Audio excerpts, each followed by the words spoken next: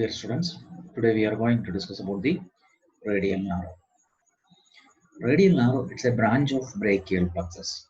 Okay, brachial plexus is having root, trunk, division and cord.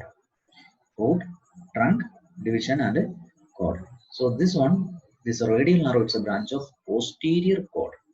It's a branch of posterior cord of the brachial plexus. And how to explain a nerve? See, these major headings should be there: root value, then codes, branches, and the area of supply. This is first root value. See, it is arising from C5, C6, C7, C8, and T1 segments of spinal cord. C5 to 8 means C5, C6 is there, C7 is there, C8 is there. Then, in addition to that, T1 segment is also there. Now, codes. See, this is what the rough codes of this radial nerve. We'll see the details later. Means, see, this area, this is the axilla. See, this plexus of nerves, this one is a brachial plexus. Okay. Anyway, this region is known as the axilla. And you have to identify, see, this one, this is a radial nerve. Means, the upper part of the radial nerve is seen in this axilla. And then, it is seen in the arm towards the cubital fossa. See, here comes the cubital fossa. See, here towards the cubital fossa, it terminates by dividing into two branches, two terminal branches. One is superficial branch, the other one is deep or the posterior interosseous branch. Okay, so means upper part is seen in the axilla, then it is entering into the upper part of the arm, then it is seen in the radial groove, then this nerve is seen in the lower part of the arm. So axilla, then upper part of the arm, then radial sulcus or radial groove, then lower part of the arm, then it is seen in the cubital fossa. At the cubital fossa, it terminates by dividing into two branches. This is what the rough course. Now we'll see the details. First, it is seen in the axilla. The radial nerve lies on subscapularis, teres major, and latissimus dorsi. The axilla, it lies on these muscles. Okay, we have to check it. See, this one is a subscapularis muscle. This muscle. This one is a subscapularis muscle. Then teres major muscle is there, and this one is a latissimus dorsi. So this nerve, this is our, see the tip of the cursor. This nerve. This is a radial nerve. So here in the axilla, it lies on these muscles. See, it lies on the subscapularis, then latissimus dorsi and teres major. Okay. So that relation is clear. Radial nerve lies on these three muscles: subscapularis, teres major, and latissimus dorsi. Here it gives two muscular branches and one cutaneous branch. Cutaneous branch means that branch supplies to the skin. Okay, so here it gives two motor branches or two muscular branches. What are the two muscles? Muscular branches to long and medial head of triceps. See, both branches are to the triceps muscle. Okay, one is to the long head of the triceps, the other one to the medial head of the triceps. Those are the two muscular branches. Then one cutaneous branch. Which one is the cutaneous branch? It gives posterior cutaneous nerve of the arm. Means it carries sensation from the posterior surface of the arm. Okay, that is what posterior cutaneous nerve of the arm means. It applies to the skin of, cutaneous means skin of posterior aspect of arm. Okay, so these are the branches of this nerve here in the axilla. See, first part lies in the axilla. First, we discussed about the pores, then branches arising from the region. Now, the upper part of the arm, here it lies in the lower triangular space. The lower triangular space which is seen between teres major, then long head of triceps, and triceps brachii, then shaft of the humerus. See, this is a lower triangular shaped space. After this axilla, see, after this axilla, this nerve is entering into this triangular shaped space. Correct now? See, what are the boundaries of this triangular shaped space? See, this is the humerus, shaft of the humerus, lateral. See, this is the medial side of the body. So automatically this will be the lateral side. So laterally, shaft of the humerus. Then this one is a long head of the triceps, medially long head of the triceps. So one boundary, shaft, the other boundary, long head of the triceps. Then base is formed by this teres muscle. Okay, so teres major muscle, long head of triceps, and the shaft of the humerus. Those muscles forms the boundary of the lower triangular space. So here, after this axilla, this nerve is entering into this lower triangular space. It passes through this lower triangular space. And after the lower triangular space, it is entering into that radial sulcus. Okay. So now it is in the radial sulcus. So how it runs in the radial sulcus? Now enters the radial sulcus through the lower triangular space. Okay. Then where it lies between the lateral and the medial heads of the triceps. Where we are having those two heads. See above and below. Okay, it is not there in this image. See above and below there we are having two heads. What are the three heads? See, this is a long head. The other two heads are connected to this humerus. Okay, lateral and medial heads. Okay, so here this narrow lies between those two heads. Okay, between the two heads of the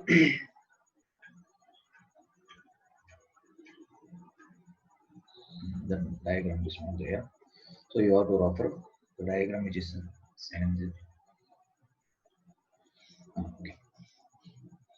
So radial nerve enters into the lower.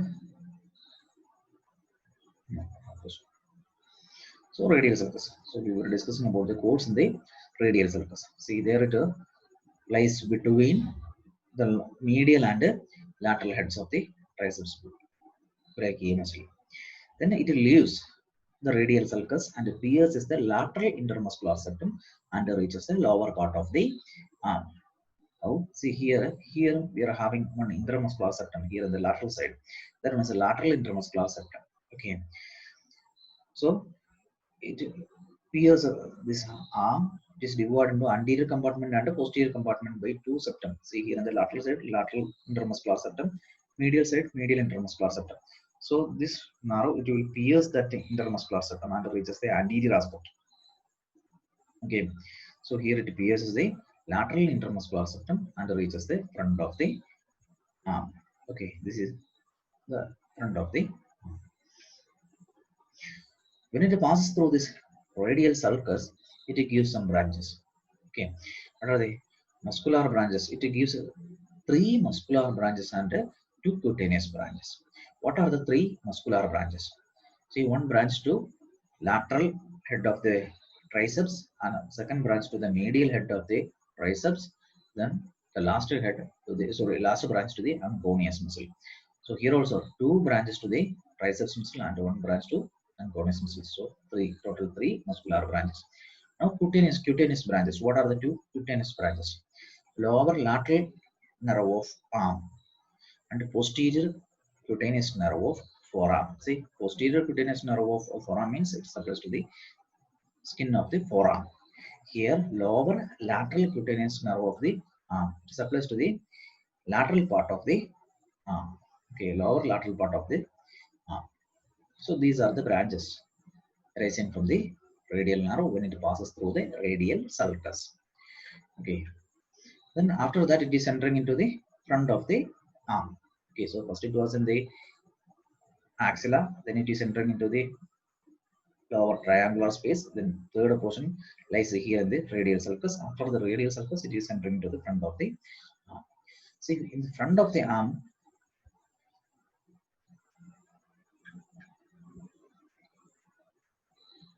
and this is the lower lateral part of the arm, and lies here in the front of the arm. It lies between the brachialis on the medial side and brachioradialis with the extensor carpi radialis longus on the lateral side. What is meant by that? See here. Here it lies. See, this one is a brachialis muscle. So this is the nerve. Okay. So here medial to this nerve, there we can see the brachialis muscle. Lateral to this nerve, there we can see some other muscles. What are the muscles? See, extensor carpi radialis longus and brachioradialis. Okay, extensor carpi radialis longus and brachioradialis. Here it is applied to these muscles: brachialis, then brachioradialis, extensor carpi radialis longus. Three muscles. There it is related to those three muscles. Those three muscles are supplied by the same nerve. Okay. Then the nerve descends. That see that nerve descends in that gap.